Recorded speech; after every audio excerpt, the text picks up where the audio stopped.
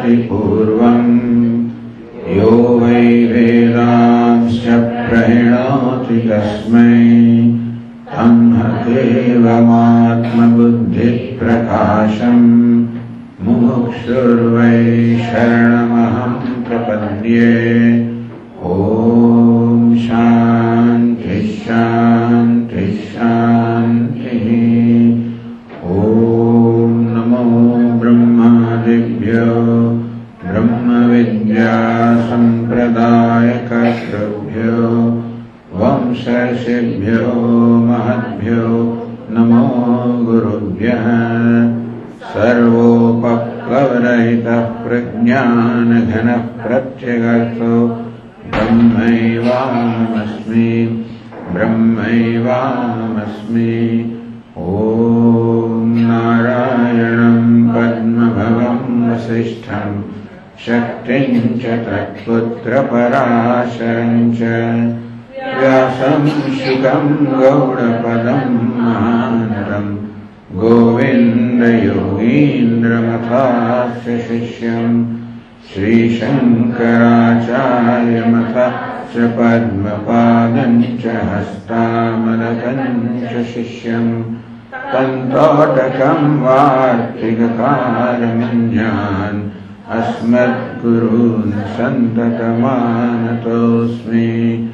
श्रुतिस्मृतिपुराणानाम् आलयं करुणालयं नमामि भगवत्पादं शङ्करं लोकशङ्करं शङ्करं शङ्कराचार्यं केशवं बादरायणं सूत्रभाष्यकृतौ वन्दे भगवन्तौ पुनः पुनः।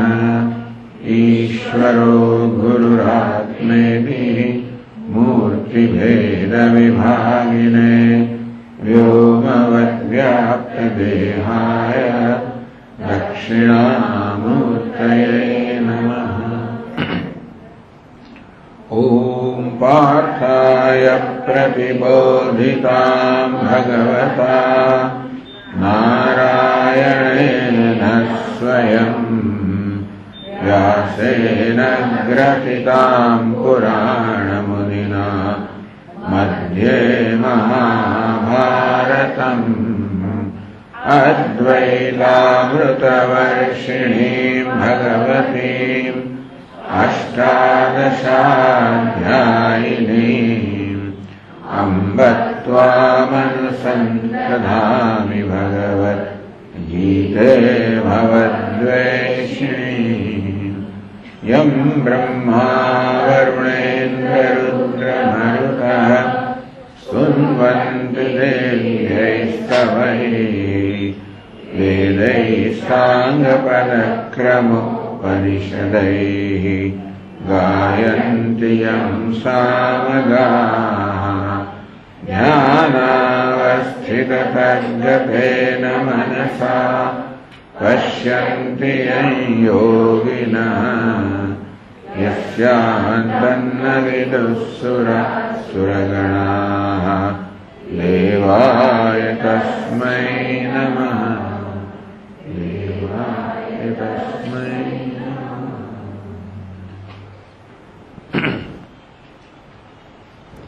8वां श्लोक पाठ करिए। मय्येव मन आधत्स्व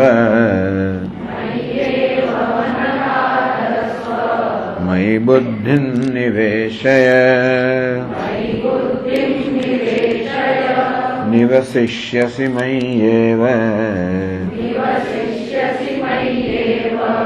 अत ऊर्ध्वं न संशयः अथ चित्तं समाधातुं न शक्नोषि मयि स्थिरम् अभ्यासयोगेन ततः मामिच्छाप्तुं धनञ्जय अभ्यासेऽप्यसमर्थोऽसि મત્કર્મ પરમો ભવ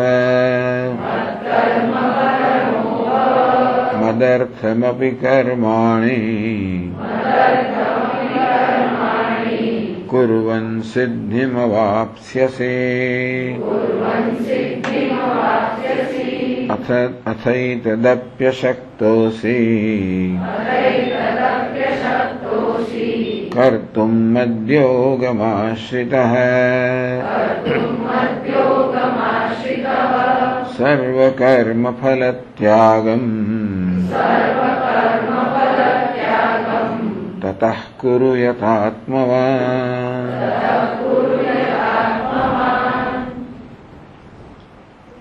આમ ભગવાન અહીં સાધન જે છે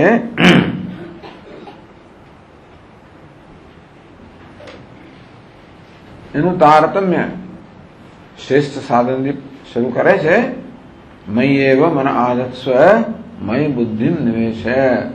શ્રેષ્ઠ વસ્તુ એ છે કે હે અર્જુન, તું તારું મન અને બુદ્ધિ બંનેને મારામાં પ્રવેશ કરાવ, તારા મનને મારામાં બનાવી દે, તારી બુદ્ધિમાં સતત મારું જ ચિંતન કર. એમ થશે તો તું મારામાં બની જશે, તું હું જ બની જશે. કારણ કે વાસ્તવમાં આમ તો નર અને નારાયણ એમાં કોઈ તફાવત નથી.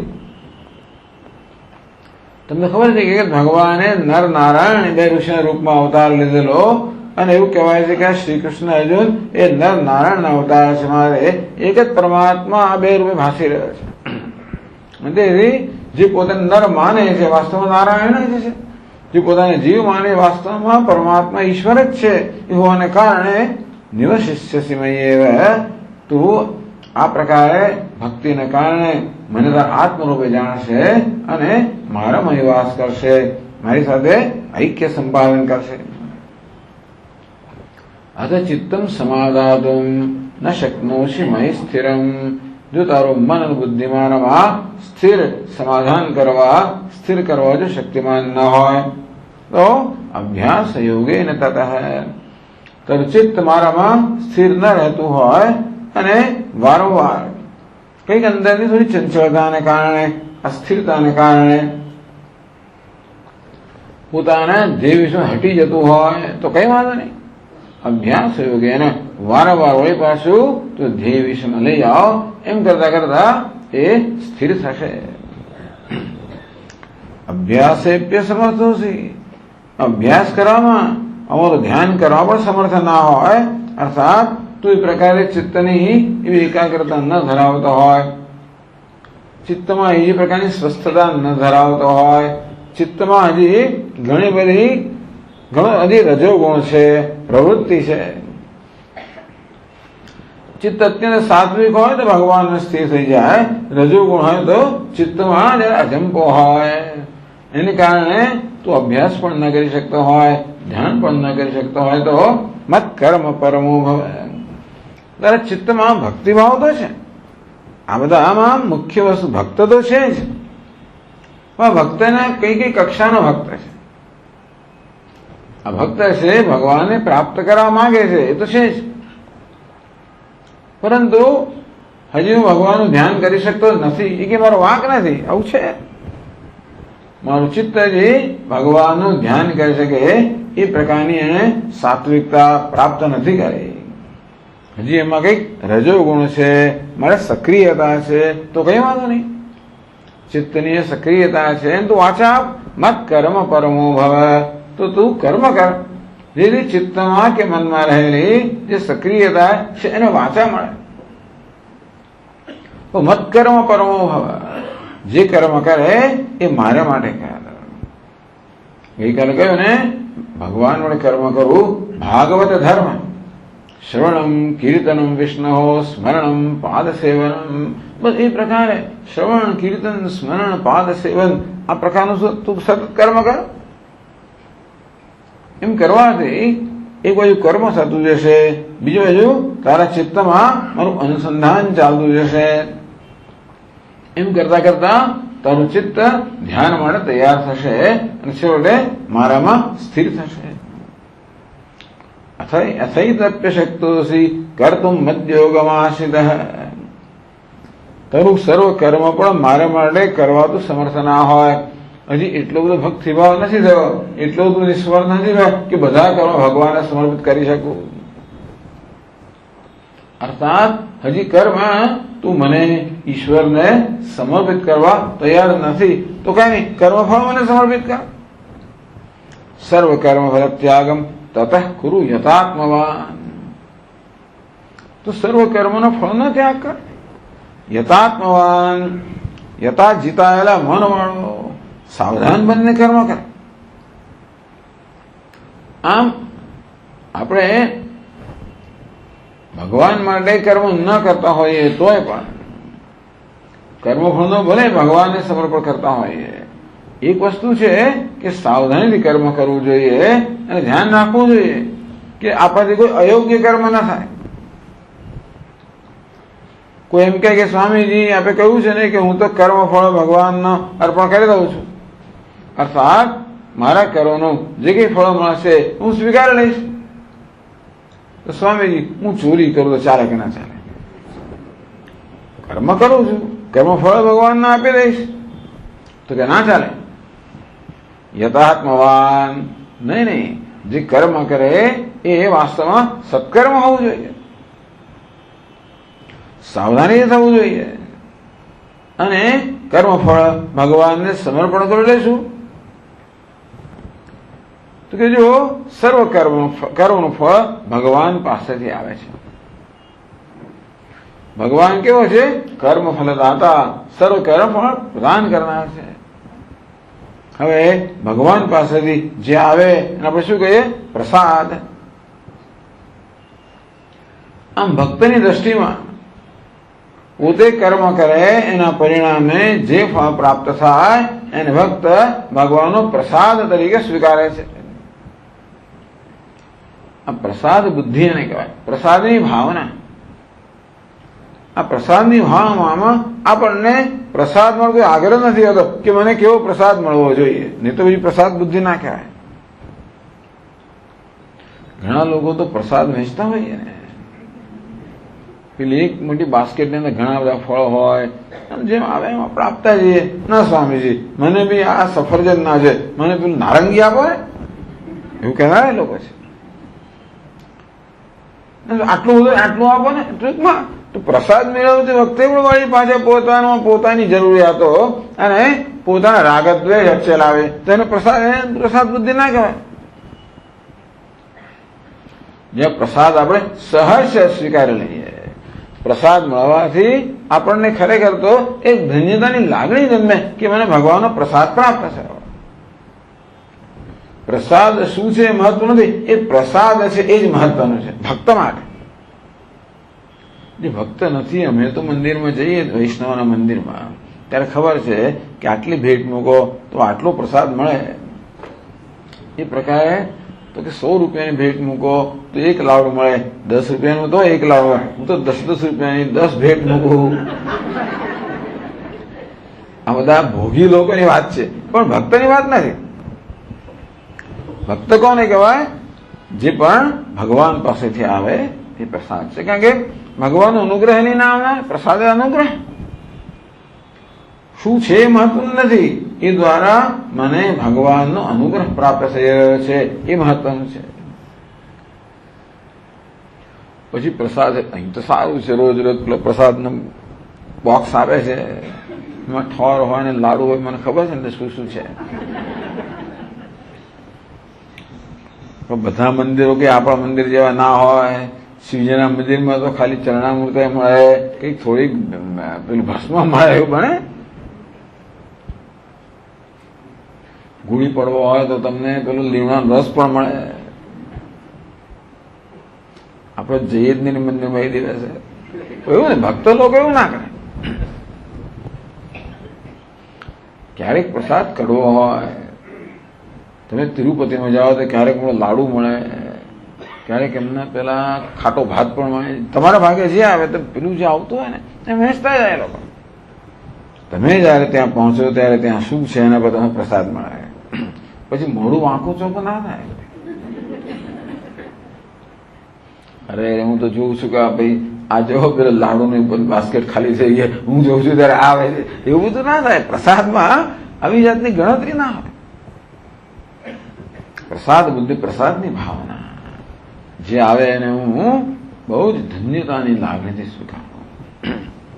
તે રીતે મેં કર્મ કર્યું હોય એનું ફળ ક્યારેક મીઠું હોય, ક્યારેક ખાટું હોય, ક્યારેક કડવું હોય. હંમેશા હું ઈચ્છું એ પ્રકારનું ફળ તો ના જ મળે ને. ભક્ત કોને કહેવાય? જે કંઈ ફળ મળે મેં કર્મ કર્યું એને પરિણામે જે કંઈ પ્રાપ્ત થાય એનું ભગવાનના પ્રસાદ તરીકે સ્વીકારવું. જો આપણે કર્મ ભગવાનને અર્પણ કરતા હોઈએ તો જ્યારે જ્યારે કર્મ કરીએ ત્યારે ભગવાન યાદ આવે. એ તો નથી થતું, એટલે સતત ભગવાન યાદ આવે, પરંતુ આ હજી ત્યાં સુધી પહોંચ્યું નથી. એ માત્ર પોતાનું કર્મફળ અર્પણ કરે છે, અર્થાત કર્મફળને પ્રસાદ બુદ્ધિ સ્વીકારે છે. છેવટે કર્મફળ મળે ત્યારે તો ભગવાન યાદ આવે ને કે આ ભગવાનનો પ્રસાદ છે. એમ કરતા કરતા ધીમે ધીમે કર્મ અર્પણ કરતો જશે અને કર્મ વખતે ભગવાન યાદ આવશે. એમ કરતા કરતા એનું અંતઃકરણ શુદ્ધ થશે અને થોડી એકાગ્રતા આવશે તો ભગવાનનું ધ્યાન કરી શકે, અભ્યાસ કરી શકશે. એમ કરતા કરતા એનું ચિત્ત સ્થિર થશે. એમ કરતા કરતા એ ભગવાન સાથે એક થઈ જશે. આ પ્રકારે ભગવાન આ બધા સાધનો આપણને કહ્યા તારતમ્ય અનુકલ્પ કહે. આના થાય તો આના તો આ. હવે પછીના શ્લોકમાં ભગવાન આ કર્મફળનો ત્યાગ છે એની પ્રશંસા કરે છે. તો 12મા શ્લોકમાં કહે શ્રેયો હિ જ્ઞાનમભ્યાસાદ જ્ઞાનાધ્યાનમ વિશિષ્યતે ધ્યાનાત કર્મફલત્યાગઃ ત્યાગાત શાંતિરનંતરમ.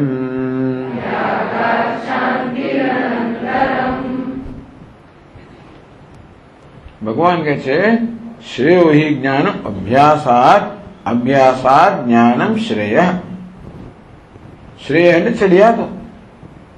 અભ્યાસાત જ્ઞાનમ શ્રેય, અભ્યાસ કરતા આ જ્ઞાન ચડિયાતું છે. અભ્યાસ એટલે જે આપણે રોજ રોજ કરતા હોઈએ, રોજ રોજ સેવા કરતા હોઈએ, રોજ રોજ પૂજા કરતા હોઈએ, રોજ રોજ જપ કરતા હોઈએ, રોજ રોજ પાઠ કરતા હોઈએ, એનો અભ્યાસ કહેવાય. તો ભગવાન કહે કે અરે ઘણી વાર તો આપણે સમજતા પણ નથી હોતા કે આપણે શું કરીએ છીએ. સ્વામી હવે આ પાઠ કરી તો પછી પેલા સંસ્કૃત આવડવું જોઈએ, પાઠ કરીએ છીએ ને. તો ભગવાન કહે છે કે એવો પાઠ કરવો, એવો અભ્યાસ કરતા જ્ઞાન ચડિયાતું છે. અર્થાત તમે શેનો પાઠ કરો છો અને જેને માટે પાઠ કરો છો એ ભગવાન કેવો છે. કારણ કે આ બધા સ્તોત્રમાં તો ભગવાનની સ્તુતિ કરવામાં આવે, ભગવાનની પ્રશંસા કરવામાં આવે, ભગવાનની મહત્તા ગાનનું ગાન કરવામાં આવે.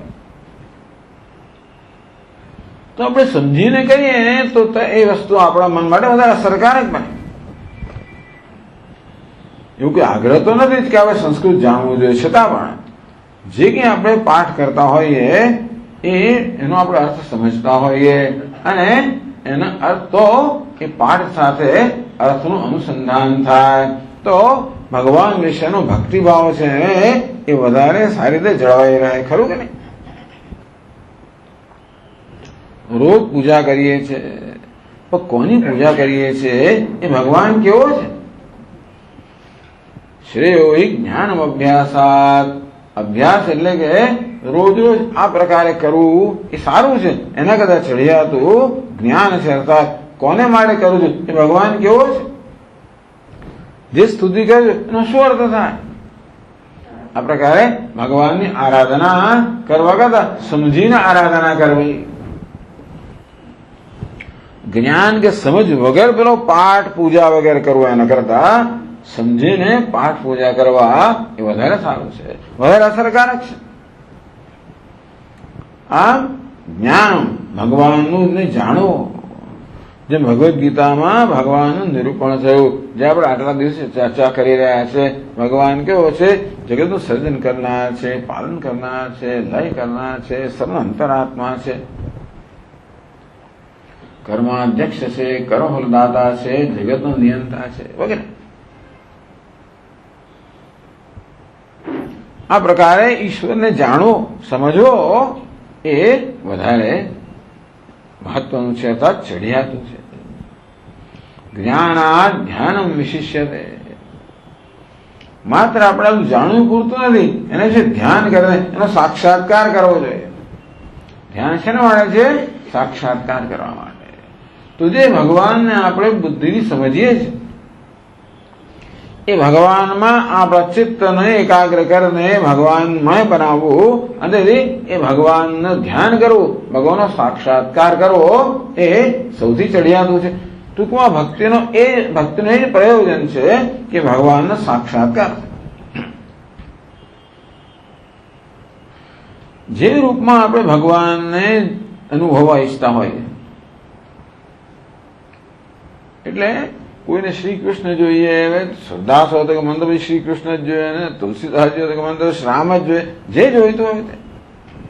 ये यथा माम प्रपद्यन्ते ताम तथैव भजाम्यहम्. भगवान કહે કે જે રીતે મારા ભક્તો મારી આરાધના કરતા હોય એ રીતે હું એમને પર અનુગ્રહ કરું છું. કારણ કે આપણે શ્રી કૃષ્ણ રૂપમાં ભગવાનની આરાધના કરતા હોય તો હનુમાનના રૂપમાં આવે તો કે મને આ ના જોઈએ, મને પેલો જોઈએ, શ્રી કૃષ્ણ જોઈએ. ભક્તો તો પોતાના ભગવાન જ ઓળખે, બીજાને ઓળખે. બધા વાનરો, રીંછો ને બધા ભગવાન સાથે આટલો રહેલા, યુદ્ધ કરેલું, ભગવાન એટલે ભગવાન એમના માટે. અને કેટલાક ભગવાન સાથે અયોધ્યા ગયા અને ત્યાં આગળ તો ભગવાન તો વશિષ્ઠ ઋષિના સાષ્ટાંગ દંડક કરે, એટલે વાનર બાણો કશું કરે નહીં. એટલે એ કે આને પ્રણામ કરો, અમને કરો કહેવું પડે કે એમને એવું ભક્તિ એવું છે, ભાવ જન્મે જ નહીં. એટલે ભગવાન કહે છે કે ભક્ત જે રીતે મારી આરાધના કરતો હોય એ રીતે એના પર અનુગ્રહ કરો છો. આ પ્રકારે ભગવાનનો સાક્ષાત્કાર કરવો. ધ્યાન છે ને માણસે ભગવાનના સાક્ષાત્કાર માટે એ શ્રેષ્ઠ છે. આ ક્રમ કહેવો. અભ્યાસ, પછી જ્ઞાન, પછી ધ્યાન અને પછી સાક્ષાત્કાર. હવે બીજી પંક્તિમાં ભગવાન એક બહુ જ વિલક્ષણ વાત કરે છે. ધ્યાનાત કર્મ ફલ ત્યાગ. ભગવાનના ધ્યાન કરતા પણ કર્મફળનો ત્યાગ કરવો, એટલે કર્મફળ ભગવાનને સમર્પિત કરવું, કર્મફળ ભગવાનના પ્રસાદ રૂપે સ્વીકારવું, એથી ચડિયાતું છે. હમણાં જ આપણને કહેવામાં આવ્યું કે કર્મફળનો ત્યાગ તો સૌથી નીચેનું પગથિયું છે, બરોબર છે ને? સૌથી ઉપરનું પગથિયું તો મન બુદ્ધિ ભગવાનમાં સ્થિર થવા, ભગવાન સાથે એક બની જવું, એનાથી નીચે અભ્યાસ, એનાથી પછીનું પગથિયું છે તો કર્મનું સમર્પણ, એનાથી છેલ્લું પગથિયું કર્મફળનું સમર્પણ. અહીં શું કહે? ધ્યાનાત કર્મફલ ત્યાગ. ધ્યાન જે સૌથી પહેલું પગથિયું એના કે કર્મફળનો ત્યાગ ચઢિયાતો છે. ભગવાન ફરી આ ભગવાન બહુ વિલક્ષણ છે. કૃષ્ણ ભગવાન પેલા કે મહાત્મા એમનો વિશ્વાસ રાખવો નહીં ભૈયા, એ તો અભી બોલ્યા ને અભિફોક. તસ્ય કર્તારમ વિવામ વિદ્ય કર્તારમ અવ્યયમ. ભગવાન કે ચોથા અધ્યાયમાં કે આ સંસારનો હું કરનાર છું અને હું નથી કરનાર. કે છે હું ભગવાન સર્જન કરનારું પણ મેં નથી કર્યું. કે મસ્થાની સર્વભૂતાની નચાહમ તેષુ વસે નચ મસ્થાની ભૂતાની. આ બધા મારામાં છે પણ કોઈ મારામાં નથી. એટલે પહેલેથી ભગવાનના આવી ટેવ છે. એટલે એટલા એમના વાક્યો જ છે એ બધા સમજીને આપણે એને પ્રયોજન સમજવું, તાત્પર્ય સમજવું પડે. તો એક બાજુ ભગવાન કર્મફળના ત્યાગને પહેલું પગથિયું કહે છે, સીડીમાં સૌથી નીચેનું પગથિયું. અને અહીં કહે છે કે ધ્યાન જે પહેલું પગથિયું એના કરતા ચડિયાતું છે. એ કેમ કહે છે? કેટલાક લોકોનો આગ્રહ એવો હોય છે કે અમે તો શ્રેષ્ઠ વસ્તુ કરીએ. અર્જુન પણ એવો ભાઈ શ્રેષ્ઠ હોય હું કરું. અર્જુન જો અર્જુન આ કર્મફળ ત્યાગ શ્રેષ્ઠ છે, કર. ટૂંકમાં એ પ્રકારે અર્જુન આ વાક્ય દ્વારા ભગવાન અર્જુનને જાણે કે વિધાન કરે છે કે અર્જુન તારા માટે આ કર્મફળનો ત્યાગ એ શ્રેષ્ઠ છે. પહેલું પગથિયું ચડીશ તો બીજું તો ત્રીજું ને ચોથું પગથિયું ક્યાંય ચડવાનું છે. એટલે અખંડાનંદ મહારાજ એક જગ્યાએ એમને લખે કે છે જો કેટલાક મારા ભક્તો મારી મા પાસે ગયા અને કે माताजी ये स्वामी तो ठीक है, हम तो आपको सबसे ज्यादा पूज्य मानते हैं, हम तो आपको सबसे ज्यादा श्रेष्ठ मानते हैं, इनसे भी ये क्यों? आप ये नहीं होते तो वो कैसे होते? એવી રીતે આ કર્મફળનો ત્યાગ છે ને એ માં છે, એમાંથી બીજું બધું નીકળે છે. એમાંથી કર્મ ત્યાગ આવે, એમાંથી અભ્યાસ આવે, એમાંથી ધ્યાન આવે, એમાંથી આ બધું આવે. કર્મફળ ત્યાગનો તો બીજું હોય ના શકે. તો માં છે ને એટલે એની પ્રશંસા ભગવાન કરે છે કે આ ના હોય તો બીજું કશું ના હોઈ શકે. અને ભગવાન કર્મફળનો ત્યાગ છે એનું વિધાન કરે છે. ત્યાગાત શાંતિ અનંતરમ, બહુ સુંદર સૂત્ર ભગવાન આપે છે. ત્યાગાત અનંતરમ શાંતિ. મનમાં જેવો ત્યાગની ભાવના જન્મી કે તરત જ મન શાંત થઈ જાય. મન અશાંત ક્યારે બને? આપણે જયારે કશી વસ્તુને પકડી રાખવા માંગીએ ત્યારે, એને કોઈ ગ્રહ આગ્રહ રાખીએ, પકડી રાખીએ. પૂર્વગ્રહ પહેલેથી આપણે નક્કી કરી રાખ્યું હોય. આ ગ્રહ છે પકડી રાખો એ જ બધી અશાંતિ ઉત્પન્ન કરનારું છે. પકડી રાખવામાં હંમેશા કષ્ટ રહેલું છે. આટલી નાની વસ્તુ પણ પકડી રાખવામાં આમ તો કોઈ મુશ્કેલ નથી, પણ 5 મિનિટ 10 મિનિટ 15 મિનિટ 1 કલાક 2 કલાક પકડી રાખો તો છોડે હાથ થાકી જાય. આમ છોડી દેવામાં કેટલી સરળતા છે ને. પકડી રાખવામાં પરિશ્રમ, છોડી દેવામાં રાહત, શાંતિ. ત્યાગાત શાંતિ અનંતરમ. છેવડે શું ત્યાગવાનું છે? આપણો આગ્રહ, આપણો રાગ દ્વેષ, એમ કરતા જ્ઞાન. આ બધું જીવનમાં ત્યાગવાનું જ છે. આપણે બધું ગ્રહણ કરી લીધેલું છે, આ બધું પકડી રાખેલું છે. અજ્ઞાનને કારણે અહંકાર, મમકાર, રાગ, દ્વેષ, અભિનિવેશ આ બધું પકડી રાખ્યું છે આપણે. આ જ બધી વસ્તુઓ અશાંતિ જન્માવનારી છે. ત્યાગાત શાંતિ અનંતરમ. ટૂંકમાં ભગવદ્ ગીતામાં સમગ્ર ગીતામાં ભગવાન આપણને આ ત્યાગ શીખવાડે છે. એનો પ્રારંભ થાય છે કર્મફળના ત્યાગથી. પછી આવે છે તો કે કામનાનો ત્યાગ, પછી કર્મનો ત્યાગ, પછી કર્તૃત્વનો ત્યાગ. આ પ્રકારે એક ત્યાગની પરંપરા બતાવે છે. ત્યાગાત શાંતિ અનંતરમ. તો મનમાં જો ત્યાગ થયો, અશાંતિ જન્મને એટલે પોતાની જાતને પૂછવું કે હું શું પકડી રાખું છું. અશાંતિ ક્યારે જન્મે? કશું પકડી રાખ્યો હોય ત્યારે. કોઈક અભિપ્રાય પકડી રાખ્યો હોય, કોઈક આગ્રહ રાખ્યો હોય તો અશાંતિ જન્મે. તેનો બોજ હોય. અશાંતિ જન્મે એટલે પૂછવું કે કઈ વસ્તુનું વળગી રહ્યો છું, કઈ વસ્તુને પકડી રાખી છે. ખબર પડે કે આને વળગી રહ્યો છું, આ અભિપ્રાય પકડી રાખ્યો છે, આ મારો આગ્રહ છે, અમારી હઠ છે, અમારી જીદ છે, અમારી અપેક્ષા છે. છોડો. તો ત્યાગાત શાંતિ અનંતરમ. મનમાં શાંતિ કેમ પ્રાપ્ત કરવી? દુનિયામાં સ્વામી શાંતિ નથી. બસ એક સરળ સૂત્ર આપી દીધું. ત્યાગાત શાંતિ અનંતરમ. અશાંતિ શેમાંથી જન્મે? ગ્રહણ કરવાથી, પકડી રાખવાથી. શું પકડી રાખવાથી? કંઈક રાગદ્વેષ પકડી રાખવાથી, કંઈક આગ્રહને પકડી રાખવાથી, કંઈક અપેક્ષાને પકડી રાખવાથી, મારું પકડી રાખવાથી, તારું પકડી રાખવાથી. એટલે આપણા મનની અશાંતિનું કારણ તપાસે તો જાણવા મળશે કે આપણે કશું પકડી રાખીએ છીએ. છોડો તો તરત રાહત મળશે, શાંતિ પ્રાપ્ત થશે.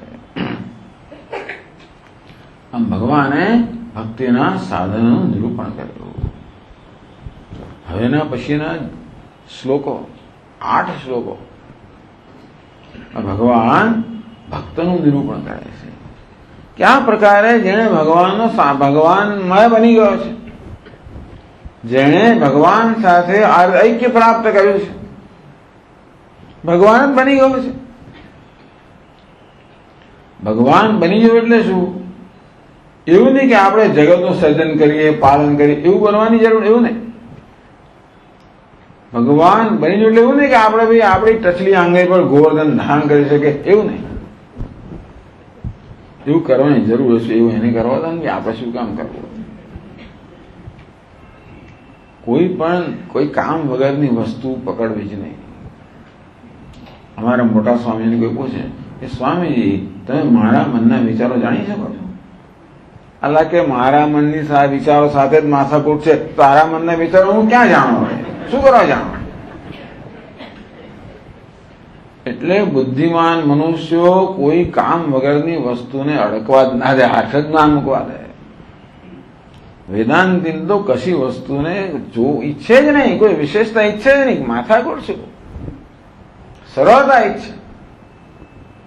અને તેથી આ સર્જન કરવું, પાલન કરવું, લય કરવું, ઉચકવું, જે કરવું એ બધું ભગવાન તું કર ભાઈ, મારે નથી કરવું.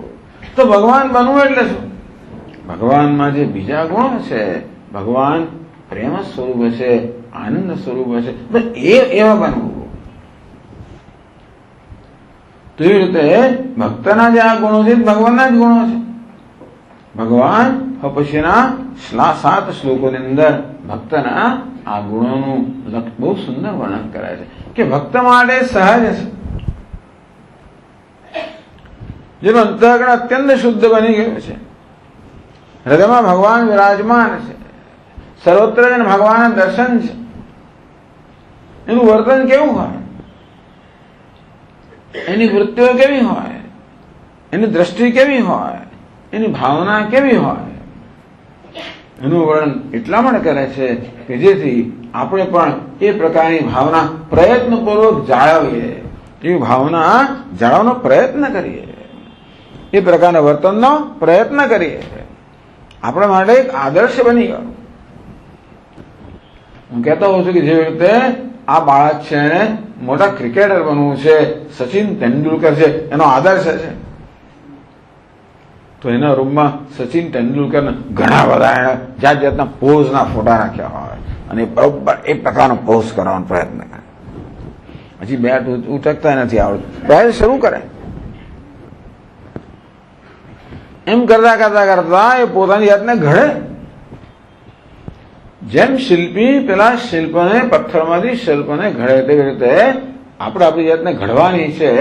એને માટેનો આદર્શ કયો છે?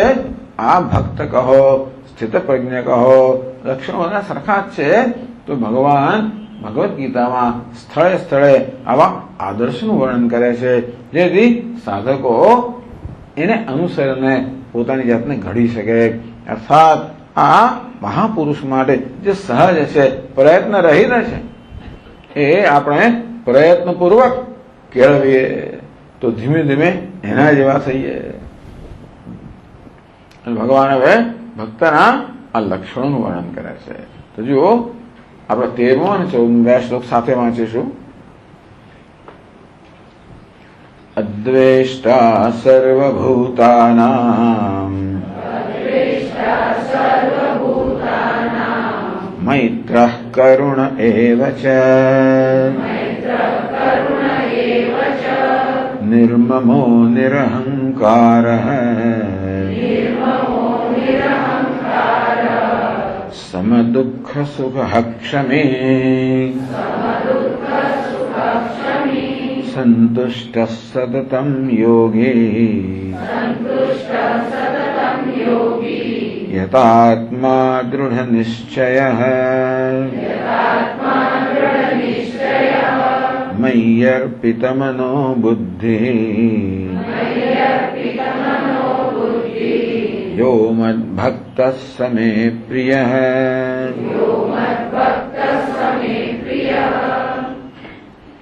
યો મદ્ભક્તઃ સ મે પ્રિયઃ. ભગવાન કે આવો જે મારો ભક્ત છે એ મને પ્રિય છે. આમ ભગવાન પ્રમાણપત્ર આપે છે. આપણે તો કહીએ ભગવાન મને પ્રિય છે, બધા કે હું કહું ને કે પ્રાઇમ મિનિસ્ટર મને પ્રિય છે, બરાબર, એ મને કે એ મારા માટે શું કે જગત તેનું છે ને, આપણે તો કહીએ, એ શું કહે છે? તો ભગવાન કહે છે કે આવો ભક્ત મને પ્રિય છે. ભગવાન પોતે પ્રમાણપત્ર આપે છે. ભગવાન તો પક્ષપાત કરો છો, એ તમારો પ્રિય છે, એમાં તમારો પ્રિય નથી. અમે આપના ભક્ત નથી કે હજી અમે ત્યાં એ કક્ષાએ પહોંચ્યા નથી, પણ આપના પ્રિય નથી અને એ આપનો પ્રિય છે. તો જો ભાઈ, મારો પ્રેમ તો બધા માટે સમાન જ છે, હું ક્યાંય પક્ષપાત કરતો નથી. પરંતુ બધા લોકો મારા પ્રેમને અનુભવી શકતા નથી, એ એમની મર્યાદા છે ને. એક સુંદર પુષ્પ બધાની સમક્ષ પડે, પણ બધા લોકો એ સુંદર વસ્તુનો આનંદ લઈ શકતા નથી હોતા ને. જેટલા પ્રમાણમાં આપણે સંવેદનશીલતા કેળવી હોય એટલા પ્રમાણમાં આપણે વસ્તુનો આનંદ લઈ શકીએ ને. ભલે એક સુંદર મૂર્તિ આપણી સમક્ષ હોય ભગવાનની, પણ દરેક લોકોના મનમાં જુદા જુદા પ્રકારના ભાવ ઉઠતા હોય ને. અમારા મોટા સ્વામી વર્ણન કરે કે કોઈ બહુ વર્ષો પહેલા એ જયારે કઈક બદ્રીનાથ ગયા હશે, ભગવાન સંભાળીને એ ભગવાનનું જપ કરતા, ધ્યાન કરતા હશે કે તેની બાજુમાં એક વિદેશી પશ્ચિમનો કોઈ યુવાન ઉભો હશે, એ પણ આવ્યો હશે, જયારે ઢંઢોળીને જગાડે મહારાજને અને પૂછે આ મૂર્તિ કયા પથ્થરની બનેલી છે? આ પથ્થર શું લોકો કયા પ્રકારના વિચાર? ભાઈ, એ તો મને એમ કે ભગવાન ભગવાન કઈ શાની બને છે, મારો વિચાર જ ના આવે ને. સ્વામીજી કહે કે આ શાનું બને વિચારમાં, આ તો ભગવાન છે એવો વિચાર મારા મનમાં આવે. એકની એક જ વસ્તુ જોઈને જુદા જુદા લોકોને જુદા જુદા પ્રકારની ભાવના જન્મે છે, કારણ કે બધાની સંવેદનશીલતા જુદા જુદા કક્ષાની હોય છે. પરંતુ જેણે એવી શ્રેષ્ઠ સંવેદનશીલતા પ્રાપ્ત કરી છે, એ સર્વત્ર ઈશ્વરના દર્શન છે, એ ભગવાનનો પ્રેમ છે, એને પૂરેપૂરો ઝીલી શકે છે. હજી આપણે આપણા અંતઃકરણને એટલું પરિપક્વ ન બનાવ્યું હોય કે બધો વરસાદ તો બધો પડતો હોય. ભલે તમે સરોવરમાં જાઓ તો કેટલું પાણી લઈ શકો? જેટલું આપણું પાત્ર હોય એટલું જ લઈ શકીએ ને. માં આનંદમય કે देखो भाई, आपने तो वर्षा तो हो रही है, आपको यदि वर्षा का आनंद लेना है तो आपका छाता बंद कीजिए. આપણે છત્રી લઈને વરસાદમાં ચાલી રહે, પછી ફરિયાદ કરે જરા વરસાદ મને, જો વરસાદનો આનંદ મને મળતો નથી, છત્રી બંધ કર. તેવી રીતે અહંકારની છત્રી જેટલી ખુલ્લી હોય એટલે ભગવાનના અનુગ્રહની વર્ષાનો આપણને અનુભવ ન થાય. આને બધી અહંકારની છત્રી બંધ થઈ ગઈ છે. તેથી સૂર્ય દેવતા પોતાનો પ્રકાશ બધાને સમાન રીતે આપતા હોવા છતાં પણ જેણે પોતાના ઘરની બારીઓ ખોલી નાખી છે એને પ્રકાશ અનુભવ થાય નથી, ખોલી ના થાય. યો મત ભક્ત સમે પ્રિય હૈ, અને પોતાના અંતઃકરણ જે છે એના દ્વાર પૂર્ણ ખોલી રાખ્યા છે.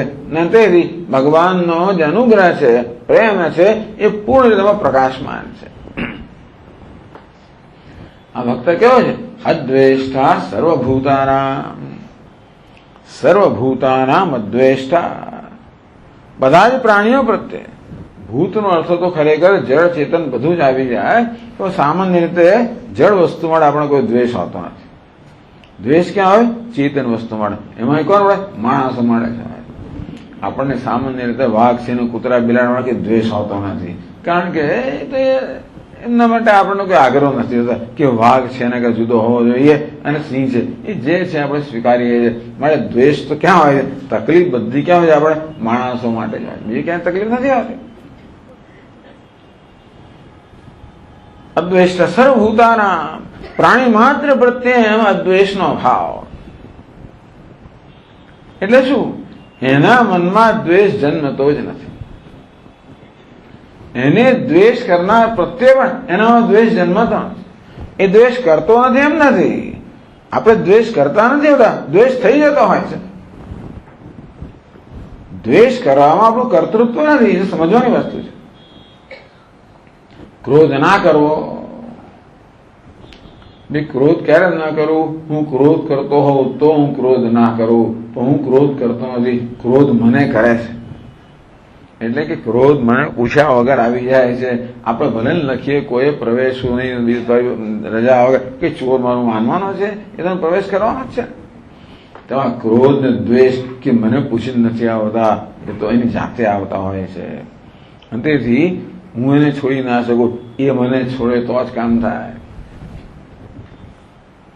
એને જ્યાં સુધી મહેમાન ગતિ મળે છે, ચા પાણી મળે ત્યાં સુધી આવ્યા જ કરવાનું. જ્યારે ના મળે ત્યારે જ્યાં સુધી મારામાં રાગ દ્વેષ હોય, આવી વસ્તુ હોય, ત્યાં સુધી આ દ્વેષ વગેરે આવ્યા કરવાનો. જેના હૃદયમાં છે જ નહીં. અદ્વેષ્ટા સર્વભૂતાનામ, પ્રાણી માત્ર પ્રત્યે દ્વેષનો અભાવ. અર્થાત કોઈની પ્રત્યે એના મનમાં દ્વેષ જન્મતો જ નથી. હવે આપણને ખાસ તો દ્વેષ કોના પ્રત્યે જન્મે? જે આપણો દ્વેષ કરતો હોય એના પ્રત્યે જન્મે છે. આપણો દ્વેષ કરતો હોય, આપણે ઈજા કરતો હોય, હાનિ કરતો હોય, તિરસ્કાર કરતો, તરત દ્વેષ જન્મે. એ તો કે નહીં, એની પ્રત્યે દ્વેષ કરનાર પ્રત્યે પણ જેના હૃદયમાં દ્વેષ જન્મતો જ નથી. ટૂંકમાં દ્વેષને જન્મવા માટે પેલું બીજ હોય તો અંકુર ફૂટે ને. આમ દ્વેષ માટેનું બીજ અંદર હોય તો દ્વેષનું અંકુર ફૂટે ને. એ બીજ જ નથી, એ દ્વૈત ભાવ જ નથી, એ સર્વ આત્મ સ્વરૂપે હોવાના કારણે એને ક્યાંય દ્વેષ જન્મતો જ નથી. આ જ્ઞાની પુરુષ માટે સહજ છે, આપણા માટે મૂલ્ય છે કે મારા મનમાં કોઈને પ્રત્યે દ્વેષ ભાવ જન્મે તો હું તરત સમાધ. ખોટું અજ્ઞાનની ઉપજે છે. હું કોને દ્વેષ કરી રહ્યો છું? એ રૂપમાં હું જ રહેલો છું. સ્વામી મારો અપમાન કરે, મારો તિરસ્કાર કરે છે, કોણ કરે છે? એ રૂપમાં હું જ રહેલો છું. મને ક્યારે મારા પ્રત્યે દ્વેષ ના હોય. દ્વેષ ક્યારે હોય? મારાથી અન્ય કોઈ હોય ત્યારે, અને તે પાછો અપરાધી હોય ત્યારે. પણ મને મારા પર દ્વેષ ના હોય. અજ્ઞાની કોઈ દ્રષ્ટિમાં તો એના સિવાય કોઈ છે જ નહીં, માટે એના હૃદયમાં દ્વેષ જન્મતો નથી. અદ્વેષ્ટ સર્વભૂતાનામ, સર્વ એટલે એની પ્રત્યે દ્વેષ કરનારા પ્રત્યે પણ દ્વેષ જન્મતો નથી. તો શું જન્મે છે? મૈત્ર. બધા પ્રત્યે મિત્ર ભાવ, બધા પ્રત્યે સ્નેહ જન્મે છે.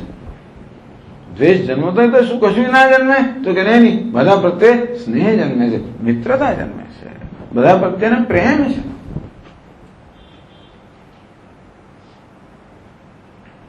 કરુણા, જે દુઃખી છે એના પ્રત્યે એનામાં કરુણા જન્મે છે.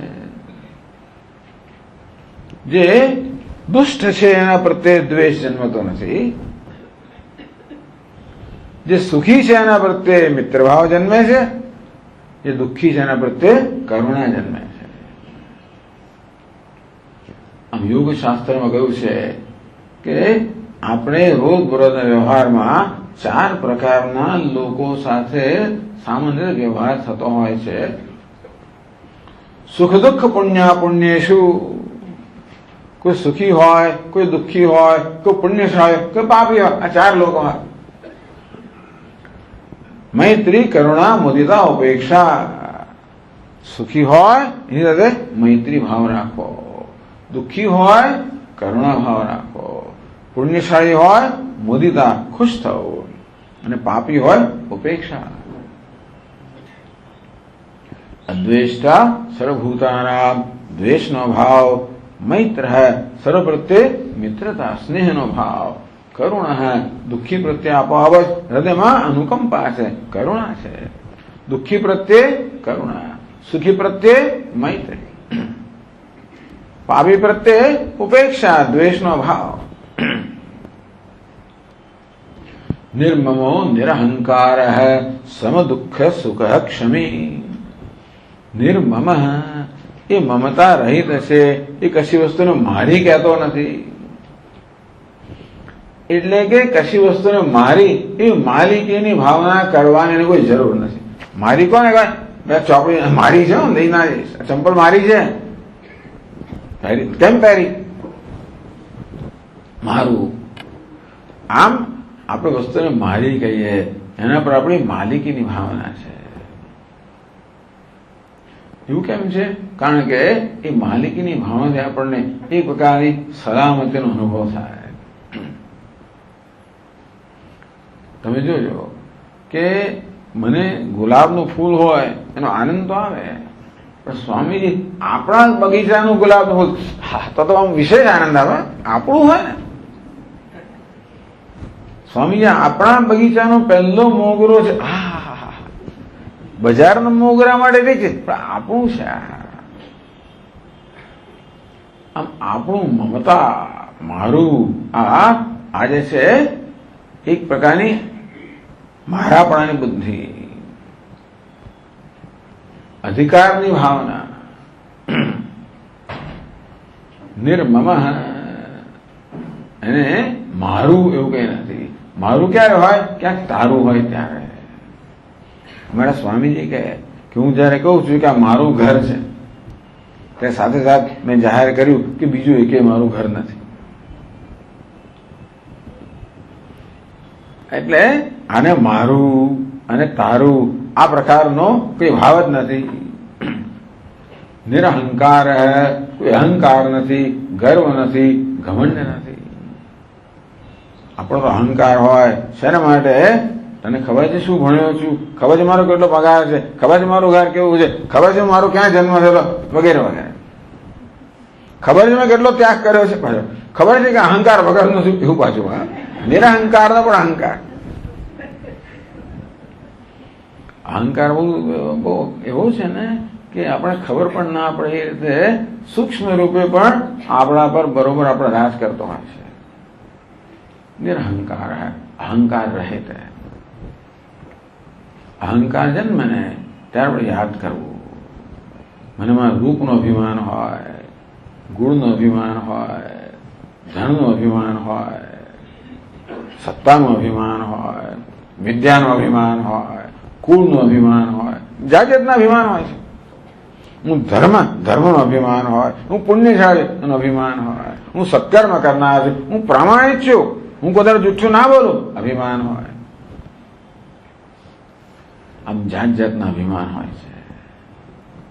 અભિમાન જન્મે ત્યારે આપણી જાતને આટલું પૂછવું કે આ ધન મારી પાસે છે એનું અભિમાન છે, પણ ધન આવ્યું કેવી રીતે મારી પાસે આવ્યું? એની પાછળ કેટલા બધા લોકોનો સહકાર છે. ટૂંકમાં હું જેને મારા પોતાના પ્રયત્નથી પ્રાપ્ત થયેલ કહું છું, એમાં તો ખરેખર કેટલો સહકાર છે. આ તો ઈશ્વરનો અનુગ્રહ છે, મારે મને પ્રાપ્ત થયેલું છે. આમ જે કંઈ ધરાવું છું એ ઈશ્વરના અનુગ્રહને કારણે છે, બીજા લોકોના સહકારને કારણે છે. અંતેથી આ બધાને માત્ર હું જ યશ ના લઈ શકું, બધું યશ મારે વહેંચવો જોઈએ.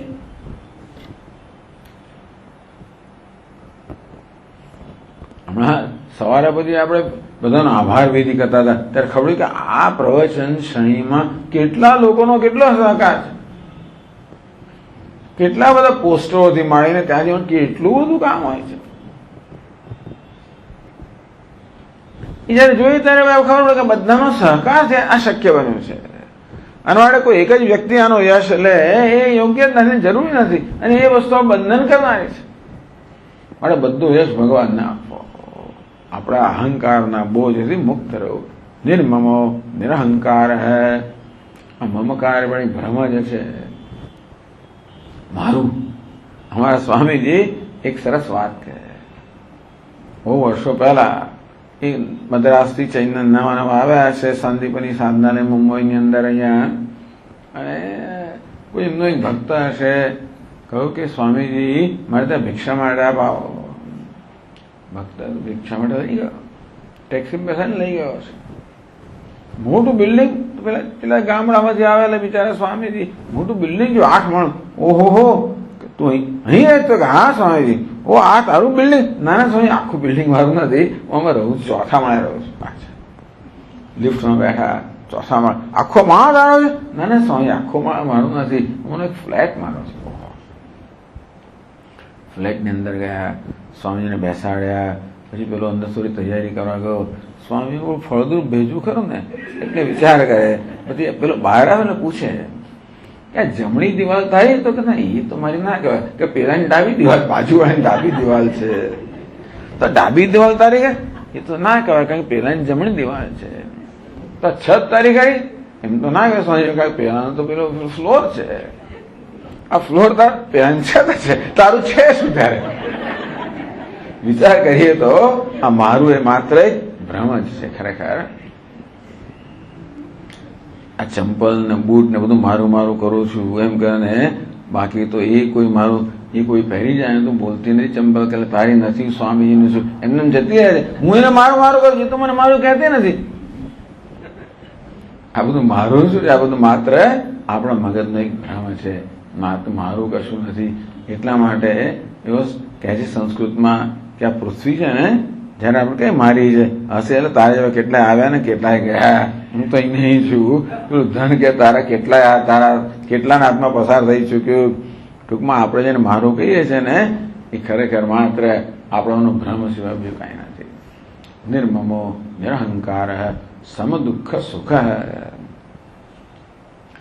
સુખ અને દુઃખમાં જે સમાન છે.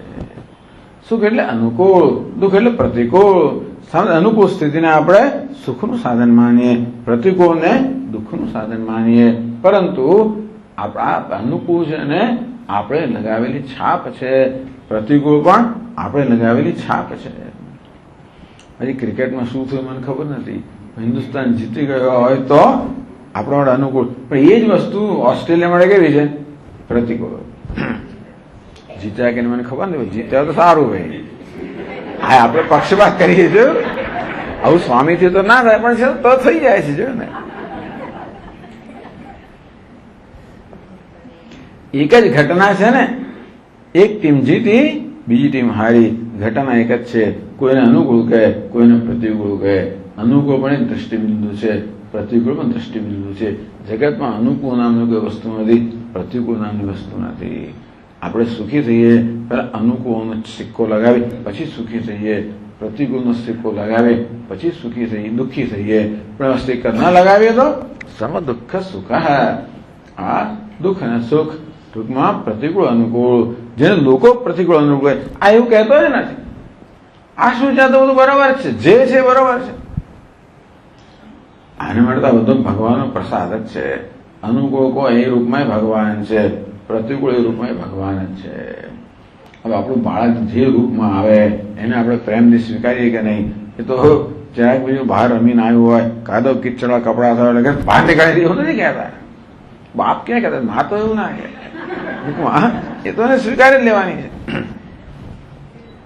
તેવી રીતે ભગવાન જે કોઈ રૂપમાં આવે, અનુકૂળ હોય પ્રતિકૂળ હોય, સમ દુઃખ સુખાક્ષમી. જેનું મન સુખમાં દુઃખમાં પણ સમાન છે. અર્થાત જે ક્યારે પણ પોતાની સ્વસ્થતાથી વિચલિત થતો નથી. ક્ષમી, ક્ષમી ક્ષમાવાન, ક્ષમા કરવો એનો સ્વભાવ થઈ ગયો છે. ક્ષમા એટલે દિલની ઉદારતા. ક્ષમા કરવાનો પ્રશ્ન ક્યારે આવે? કોઈએ કોઈક વાંક આમાં આવી ગયું હોય, કોઈ અપરાધ કર્યો હોય, કોઈએ આપણી લાગણી દુભાવી હોય, કોઈ આપણે નુકસાન કર્યું હોય, એટલે કે એ વ્યક્તિના વર્તનને કારણે આપણને એના પર ગુસ્સે થવાની નહીં, ખરેખર તો ગુસ્સે થવાની શક્યતા છે કે ગુસ્સે થઈ શકાય. ટૂંકમાં ગુસ્સો આવવા માટે આપણે યોગ્ય પૂરતું કારણ છે. સજા કરવાનો, ગુસ્સે થવાનો, તિરસ્કાર કરવાનો, સજા કરવાનો, આપણે તો પૂરતું કારણ છે. કારણ કે એને ગુનો કરેલો છે. અને છતાં પણ ટૂંકમાં મારામાં અન્ય વ્યક્તિને સજા કરવાની ક્ષમતા પણ છે. કંઈક સંભળાવી દઉં, બે ધોલ લગાવ્યો તો કંઈક કરવું, એવું કરવાની મારામાં શક્તિ છે. અને છતાં પણ હું નથી કરતો. કેમ નથી કરતો? ઉદાર દિલથી. ચાલો ભાઈ, એની ભૂલ થઈ ગઈ. એના માટે એ શું કરે છે એની ખબર નથી. તમને ખબર છે જીસસ ક્રાઇસ્ટને જયારે ફાંસીએ ચડાવવામાં આવ્યા, ફાંસી એટલે ધ્વજસ્તંભ પર, એ શું ખબર છે? આ લોકો શું કરે, ભગવાન આ લોકો શું કરે છે એમને ખબર નથી. એનામાં દ્વેષ જન્મ્યો જ નહીં. તરત શું જન્મ્યું ત્યારે? કરુણા જન્મી, ક્ષમા જન્મી. ક્ષમી એટલે ક્ષમા કરવું એ એનો સ્વભાવ છે. ક્ષમા કરતો નથી, થતી જ હોય. ક્ષમી આ સંસ્કૃત શબ્દ છે. ક્ષમા અસ્ય અસ્તિ. આ ક્ષમા શબ્દને ઇન પ્રત્યય લગાડવામાં આવ્યો. આ ક્ષમી છે એ પ્રથમ વિભક્તિનું રૂપ છે. કયા શબ્દનું? ક્ષમીન શબ્દનું. પ્રથમ ક્ષમી. જેમ સંન્યાસી સંન્યાસી, બ્રહ્મચારી બ્રહ્મચારી, એવી રીતે ક્ષમી અર્થાત ક્ષમા કરવો એ જેનો સ્વભાવ છે. એને કોઈ ગુનેગાર દેખાતું જ નહીં હોય. અથવા તો કરુણા, જે આપણને દુઃખ પહોંચાડે, જે એને દોષ કર્યો હોય, જેનામાં આ પ્રકારનો દોષ હોય, એ દોષને પણ ઉદાર દિલથી સ્વીકારનાર. આ ક્ષમા પણ બહુ જ મહત્વનો ગુણ છે. આપણા દરેક સંબંધની અંદર ક્ષમા અત્યંત આવશ્યક છે. કારણ કે દુનિયામાં કોઈ વ્યક્તિ એવી ના હોય જેમાં બધા ગુણ જ અને દોષ ના હોય. એવું બને નહીં. બધા ફેલ થવાના જ છે. એવું કોઈ પણ ના હોય જેમાં કોઈને કોઈ દોષ કોઈ પણ ના હોય. અરે ગુલાબ જેવું સુંદર સુગંધીદાર પુષ્પ હોય એ તો કંઈક કાંટા તો હોવાના છે. ભગવાને આવી જ રચના કરી છે. જે કોઈનું સર્જન થયું હોય એ ક્યારે પૂર્ણ ના હોય. દરેક વસ્તુ ગુણ અને દોષ આ બંને છે ને એ બંનેનો મિશ્રણ જ હોય. તેથી જયારે લગ્ન કરે નવ દંપતિ આવે ને એનું જો ભાઈ તમે લોકો હવે અગ્નિ સાક્ષીએ પાણી ગ્રહણ કર્યું છે એટલે આખું પેકેજ આવે. આખું પેકેજ એટલે શું છે? બધું તમારી પાસે. આ સ્ત્રી તારી પત્ની છે ને એનામાં બધું જે હોય બધું આવે. એના ગુણ જ લઉં અને દોષ ના સ્વીકારવું ના ચાલે, બંને સ્વીકારવા જ પડે. પેલો આ પતિ છે ને એમાં ગુણ દોષ બંને હોય, બંને સ્વીકારવાની તૈયારી હોવી જોઈએ. ટૂંકમાં દોષ માટે કોઈનો દોષિત નથી ઠરાવતો. કોઈના દોષ એના માટે જવાબદાર નથી. કારણ કે બસ એવું એવી જાતની રચના છે. દોષ હોવા એ બિચારો માણસ કરે એવું લઈને જન્મ્યો છું. પછી એક આંગળી વધારે હોય ધારો કે હું શું કરું, આવું જ જન્મ્યો છું. આવું નાક છે હું કરું છું. તમે ના ગમતું હોય બરોબર છે, હું શું કરું. તો કાન કેવા સમય બરોબર છે ભાઈ, સુપડા જેવા કાન જે હોય તે કરે, પણ એવું લઈને જન્મ્યા છે હું શું કરું. તેમ દરેક ગુણ અને દોષ લઈને જન્મ્યું છે. અને તેથી દોષ હોવા માટે ભલે આપણે એને માટે અણગમો ધરાવતા હોઈએ, એ વ્યક્તિ બિચારી એ દોષ માટે જવાબદાર નથી. ક્રોધી માણસ ક્રોધી સમય એનો સ્વભાવ છે. એ ટૂંકમાં એ વસ્તુ માટે લાચાર છે. માણસ કેવો છે? લાચાર છે. તેથી આપણે જયારે જોઈએ કે માણસના દુર્વર્તનની પાછળમાં લાચારી છે. કોઈ ક્રોધથી વર્તતો હોય એ ક્રોધ ન કરવાની સ્વતંત્રતા એને નથી. ક્રોધ આવીને કબજો લઈ લે છે, બિચારો લાચાર છે. કોઈ લોભી હોય, ક્રોધી હોય, કામી હોય, દુષ્ટ હોય, ભ્રષ્ટાચારી હોય, ગમે ન હોય, આ બધા માણસો કેવા છે? લાચાર છે, અસહાય છે. એમની આ દુર્વૃત્તિઓ છે એ એમનો કબજો લઈ લેતી હોય છે. અર્જુન કહે કે ભગવાન એવું શું છે અંદર જેને કારણે માણસ ઈચ્છા ન હોય તો પાપ કરે છે? તો પાપ માણસ જયારે કરતો હોય ત્યારે જાણી જોઈને કરતો હોતો નથી. એની અંદર રહેલો કામ, ક્રોધ, લોભ, અસુર હોય ને એ બધા કરાવતો હોય છે. કોઈ દુર્યોધનને પૂછ્યું કે દુર્યોધન તું તો આટલો ભણેલો ગણેલો છે, તો આવો અધર્મનું આચરણ કેમ કરે છે? તું જાણે છે ધર્મ કોને કહેવાય? તો બધું જાણું છું. જાનામી ધર્મ. દુર્યોધન કે ધર્મ કોને તો જાણું છું, ન છે મેં પ્રવૃત્તિ, પણ આચરણ કરી શકતો નથી. જાનામી અધર્મમ. અધર્મ કોને તે પણ જાણું છું, ન છે મેં નિવૃત્તિ, છોડી શકતો નથી. એવું કેવું? કેનાપી દેવેન હૃદય સ્થિતેને, મારા હૃદયની અંદર કોઈ દેવ રહેલો છે કે કોઈ અસુર રહેલો છે. યથા નિયુક્તોસ્મી તથા કરોમી. જે પ્રકારે એ મને નિયુક્ત કરે છે, અર્થાત જે પ્રકારે મારી પાસે ફરજ બળજબરી કરાવે એ પ્રકારે વર્તન કરું છું. માણસ કહો છે લાચાર છે. આટલો શક્તિશાળી દુર્યોધન કેવો છે? લાચાર છે. તેમ જે કે દુર્ગુણ હોય છે ને બીજામાં એ માટે વ્યક્તિ લાચાર છે. તેથી એના વર્તન ન જોઈએ, એની પાસે લાસાઈ જોઈએ તો આપણે એના પ્રત્યે સહાનુભૂતિ જન્મે, આમ તો એને ક્ષમા કરવાનું શક્ય બને. ક્ષમી, આ ક્ષમા એટલે બહુ સુંદર ભગવાને ગુણો કયા.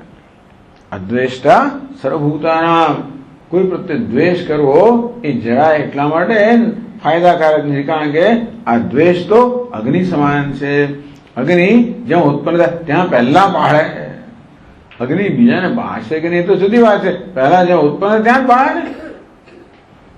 ઘણા લોકો ગુસ્સામાં આવી જાય અને એવી એમ જે હાથમાં પકડે, પેલો અંગારો પકડીને ફેંકે, એટલે અંગારો ફેંકી પહેલા એનો હાથ તો પડે છે ને, પછી પેલા પર પડે કે ના આપણે ભગવાન જાણે. તો દ્વેષ અગ્નિ છે, પહેલા આપણને બાળે, બીજાને બાળશે કે નહીં આપણે ખબર નથી. માટે આ બધા દુશ્મનો છે, આંતરિક શત્રુઓ છે, એ બધાને પ્રોત્સાહન પોષણ ના આપો. અદ્વેષ્ટા સર્વભૂતાનામ મૈત્ર કરુણ નિર્મમ નિરહંકાર સમદુઃખ સુખ ક્ષમી. આ પ્રકારે આ શ્લોકોમાં ભગવાન આ જ્ઞાની પુરુષના સુંદર સુંદર લક્ષણોનું વર્ણન કરે. છેલ્લા શ્લોકમાં શું કહે છે જરા જોઈએ આપણે, 20મા શ્લોકમાં.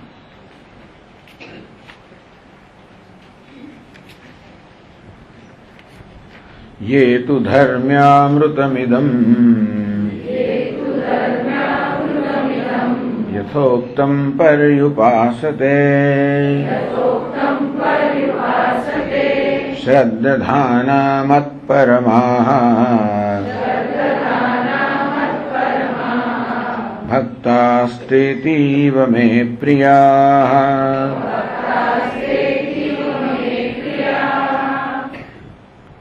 તો 13 થી 19 એટલે કે 7 શ્લોકોમાં ભગવાને આ ભક્તના જે લક્ષણો છે, જે એને માટે સહજ છે, એવા સુંદર સુંદર ગુણોનું વર્ણન કર્યું.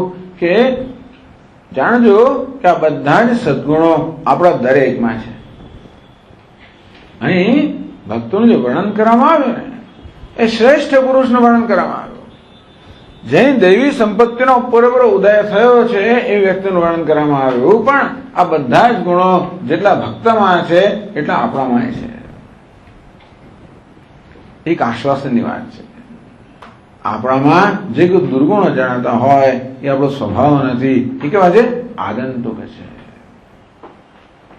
અજ્ઞાનને કારણે છે, અવિવેકને કારણે છે. તે દૂર કરી શકાય. આગંતુક કોને કહેવાય? જે આવનારું જનારું છે. આના માટે એક સુંદર દ્રષ્ટાંત છે. કલ્પના કરો કે ચંદનનું એક લાકડું છે. ચંદન કેવું હોય? સુગંધીદાર હોય. આ ચંદનને પણ પાણીમાં થોડા દિવસ રાખવામાં આવે લાકડાને, તો એની બહારની સપાટી કોવાઈ જાય, એમાંથી દુર્ગંધ આવવા માંડે. ચંદન દુર્ગંધ સાથે હોઈ શકે, પણ મને સાથે ચંદન દુર્ગંધ ના આવે. પરંતુ જેને ચંદનના લાકડાનું જ્ઞાન છે એ જાણે છે કે આ દુર્ગંધ માત્ર સપાટી પરની છે, અને તેથી એ જયારે પથ્થર સાથે ઘસે તો બહારની પેલી સપાટી જે છે ને એ ઘસાઈ જાય, એટલે અંદરની જે સુગંધ છે એ પ્રગટ થાય. તો જેવી રીતે ચંદનની સુગંધ છે એનો સ્વભાવ છે, દુર્ગંધ શું છે? આગંતુક છે. તેવી રીતે આ બધા સદગુણો આપણો સ્વભાવ છે. આપણા કોઈ દુર્ગુણો દેખાતા હોય, કામ હોય, ક્રોધ હોય, લોભ હોય વગેરે આપણામાં જણાતા હોય તો આપણો સ્વભાવ નથી, કેવા છે? આગંતુક છે. તો જેવી રીતે ચંદનનો જળ સાથેના સંપર્કને કારણે દુર્ગંધ જન્મી, તેવી રીતે આપણો પણ આ દુનિયા સાથે અવિવેકપૂર્ણ સંબંધ છે, એને કારણે આ દુર્ગુણો જન્મેલા છે. વિવેકપૂર્ણ સંબંધ દૂર થાય. એટલે જે ભક્તો જાણે છે, અંતેથી ભક્ત કોને કહેવાય? જે પોતાનું રહેલું જે શ્રેષ્ઠ છે એ શ્રેષ્ઠ ગુણને આવિર્ભાવ કરવાનો પ્રયત્ન કરે. ये तो धर्म्यामृतमिदम, ભગવાન કીધું ધર્મ્યામૃતમ. ભગવાને જે બધા સદગુણોનું વર્ણન કર્યું એને ભગવાન ધર્મ્યામૃત કહે છે. ધર્મ્ય એટલે ધર્મને અનુરૂપ. ભગવાન કે મેં અમૃતનું વર્ણન કર્યું. આજે સદગુણો જે દ્વેષ્ટા સર્વભૂતાનામ વગેરે એ અમૃત છે. એ ધર્મ પણ છે અને અમૃત પણ. ધર્મ કેમ? કારણ કે આપણો સ્વભાવ છે, આપણો ધર્મ છે. અમૃત કેમ? કારણ કે અમૃત સમાન છે, આનંદ સ્વરૂપ છે, અમર બનાવનારા છે. ये तो ધર્મ્યામૃતમિદમ યથોક્તમ પર્યુપાસતે. તો ભક્તના જે બધા શ્રેષ્ઠ સદગુણોનું વર્ણન કરવામાં આવ્યું, જે ભક્ત એને જો બનવા માંગે છે અને ઉપાસતે પોતાના જીવનમાં એની આરાધના કરે, અર્થાત એને કેળવવાનો સંનિષ્ઠ પ્રયત્ન કરે છે. શ્રદ્ધાના પૂરેપૂરી શ્રદ્ધાથી, કે ભલે અત્યારે મારામાં આ બધા સદગુણો ન જણાતા હોય, ભલે મારામાં આ દ્વેષ વગેરે જણાતું હોય, પણ હું જાણું છું કે એ તો આગંતુક છે, મારો સ્વભાવ તો પ્રેમમય જ છે. એ પ્રકારની શ્રદ્ધાથી ભગવાન કહે છે ભક્તાસ્તીવ મે પ્રિય. અમારા ભક્તો અત્યંત પ્રિય છે. અર્થાત જયારે આ ભક્ત કે સાધક પોતાનામાં આ પ્રકારના સદગુણોનો આવિર્ભાવ કરવાનો સંનિષ્ઠ પ્રયત્ન કરી રહ્યો છે, ત્યાં શ્રદ્ધા છે કે આ પ્રયત્નમાં હું એકલો નથી, ભગવાન મારી સાથે છે. તો પેલા ભક્ત છે ને, જે પૂર્ણ છે, એને ભગવાન કહે છે યો મત ભક્ત સમે પ્રિય હૈ. મારો ભક્ત છે એ પ્રિય છે. આ છેલ્લા શ્લોકમાં પેલા સાધકનું વર્ણન કરે છે. હજી ત્યાં પહોંચ્યો નથી, હજી તો શરૂઆત કરે છે. એનો ભગવાન શું કે અતિવ પ્રિય, એ અત્યંત પ્રિય છે. ટૂંકમાં આપણે ભગવાન અત્યંત પ્રિય છે. પેલો તો પ્રિય છે, આપણે કેવા છે અત્યંત પ્રિય. અને તેની શ્રદ્ધા, આ પ્રકારની શ્રદ્ધા છે સાધકના મનમાં કે ભગવાનનો અનુગ્રહ મારા પર છે. આ સાધનામાં એમાં હું એકલો નથી, ભગવાન હંમેશા સાથે છે, એનો અનુગ્રહ પ્રાપ્ત થશે, થઈ રહ્યો છે અને થશે. આ પ્રકારની શ્રદ્ધાથી જે પોતાનો રહેલી શ્રેષ્ઠતાનો આવિર્ભાવ કરવાનો સંનિષ્ઠ પ્રયત્ન કરે છે, ભગવાન કે ભક્તાસ્તે મે પ્રિય. આ ભક્તો મને અત્યંત પ્રિય છે. એના માટે આ ધર્મ્યામૃત, આ ધર્મના અનુરૂપ, પરમાત્માના સ્વરૂપના અનુરૂપ જે અમૃત છે, આ ભગવાનનું સ્વરૂપ સ્વભાવ છે. તો આ પ્રકારનો સ્વભાવ કેળવવાથી આપણે ભગવાન જેવા બનીએ. અહીંયા પૂર્ણ રીતે કેળવ્યો છે એ ભગવાન બની ગયો. ભગવાનમાં બે વસ્તુ છે. ભગવાનનો એક સ્વભાવ છે, બીજી ભગવાનની વિભૂતિ છે. એ વિભૂતિમાં ભગવાન ભલે જુદો રહ્યો, ભલે આપણે પેલું ગોર્ધન ઉચકીએ નહીં, એ વિભૂતિ આપણામાં ના હોય, પણ ભગવાનમાં જે સુગંધ છે, શ્રેષ્ઠતા છે, એ તો જરૂર આપણે કેળવી શકીએ, એમના જેવા બની શકીએ. એ રીતે ભગવાન આ શ્લોકથી 12મા અધ્યાયને સમાપ્ત કરે છે. ચાલો છેલ્લું સંકલ્પ વાક્ય વાંચીએ આપણે. ઓમ તત્સદ ઇતિ શ્રીમદ્ભગવદ્ગીતાસુ ઉપનિષત્સુ બ્રહ્મ વિદ્યાયામ યોગશાસ્ત્રે શ્રી કૃષ્ણાર્જુન સંવાદે ભક્તિ યોગો નામ દ્વાદશોऽધ્યાયઃ.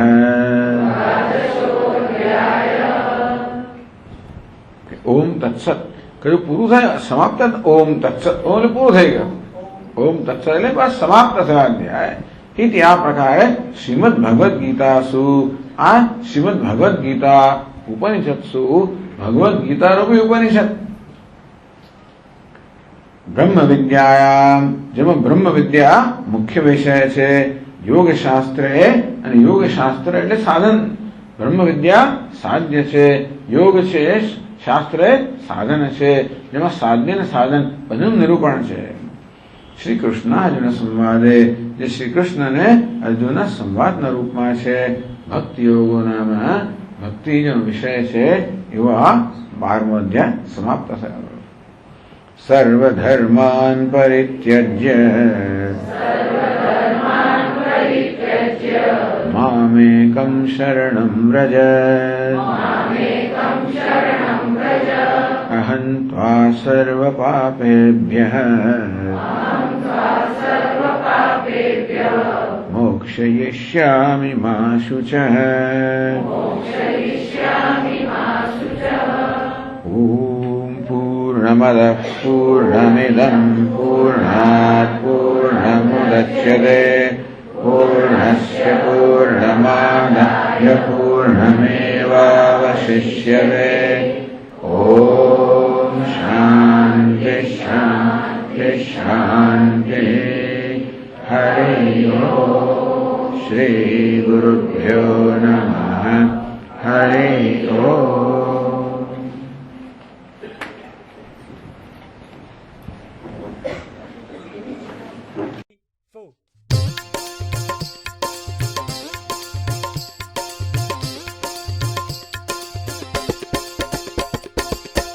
आनंद गुरुनाथ रमणा आनंद गुरुनाथा आनंद गुरुनाथ रमणा आनंद गुरुनाथा आनंद गुरुनाथ रमणा आनंद गुरुनाथा आनंद गुरुनाथ रमणा आनंद गुरुनाथा सच्चिदानंद गुरुनाथ रमणा आनंद गुरुनाथा सच्चिदानंद गुरुनाथ रमणा आनंद गुरुनाथा सच्चिदानंद गुरुनाथ रमणा आनंद गुरुनाथा सच्चिदानंद गुरुनाथ रमणा आनंद गुरुनाथा आनंद गुरुनाथ रमणा आनंद गुरुनाथा आनंद गुरुनाथ रमणा आनंद गुरुनाथा परमानंद गुरुनाथ रमणा आनंद गुरुनाथा परमानंद गुरुनाथ रमणा आनंद गुरुनाथा परमानंद गुरुनाथ रमणा आनंद गुरुनाथा परमानंद गुरुनाथ रमणा आनंद गुरुनाथा सच्चिदानंद परमानंद गुरुनाथ रमणा आनंद गुरुनाथा सच्चिदानंद परमानंद गुरुनाथ रमणा आनंद गुरुनाथा सच्चिदानंद परमानंद गुरुनाथ रमणा आनंद गुरुनाथा सच्चिदानंद परमानंद गुरुनाथ रमणा आनंद गुरुनाथा आनंद गुरुनाथ रमणा आनंद गुरुनाथा आनंद गुरुनाथ रमणा आनंद गुरुनाथा हृदयानंद गुरुनाथ रमणा आनंद गुरुनाथा श्रीदयानंद गुरुनाथ रमणा आनंद गुरुनाथा सच्चिदानंद परमानंद श्रीदया